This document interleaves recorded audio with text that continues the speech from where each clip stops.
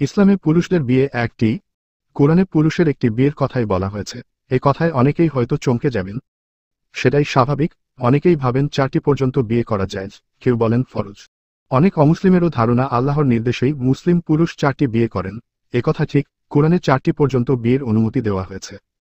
তবে সে বিয়ে চঞ্চলা, চপলা, যুবতী নারীর অরূপ যৌবনে মুগ্ধ হয়ে বিয়ে নয়। 3টি বিশেষ শ্রেণীর নারীকে বিয়ের জন্যই সে অনুমতি। 1 সমাজের অসহায় যুবতী, 2 অসহায় বা বিধবা, 3 স্বামী পরিত্যক্ত মহিলা।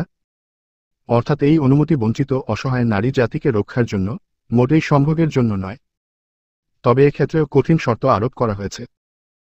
তা হল, সকল স্ত্রীর প্রতি সমান ব্যবহার, কিন্তু যদি আশঙ্কা করো যে সকলের প্রতি সমান ব্যবহার করতে পারবে না, তবে একটি মাত্র বিয়ে করো। সূরা নিসা 4:3। এই অনুমতিকেই হাতিয়ার করে কিছু সম্ভোগ বিলাসী পুরুষ একাধিক বিবাহে উৎসাহী হন। অনেক অমুসলিম সুযোগ সন্ধানী পুরুষও একাধিক অবৈধ স্ত্রীকে আইনি স্বীকৃতি দেওয়ার জন্য সাময়িকভাবে মুসলিম হয়ে যান। আল্লাহর দেওয়া কঠিন শর্তটা উপেক্ষিতই থেকে যায়।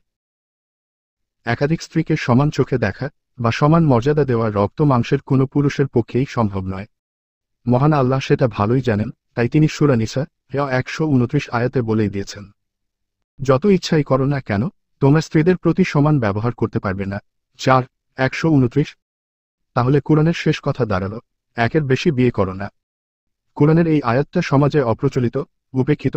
আলেম সমাজ ও 129 নম্বর আয়াতটির উল্লেখ সেভাবে করেন না, এবং সেটা নিজেদের স্বার্থেই। কারণ নিজেরাই তো সমস্ত শর্ত জলাঞ্জলি দিয়ে 3-4টি বিয়ে করে বসে আছেন। কেউ থাকেন গাছতলায়, কেউ থাকেন হাঁটো খোলায়, তবুও নাকি সব স্ত্রী আছেন সমান মর্যাদায়।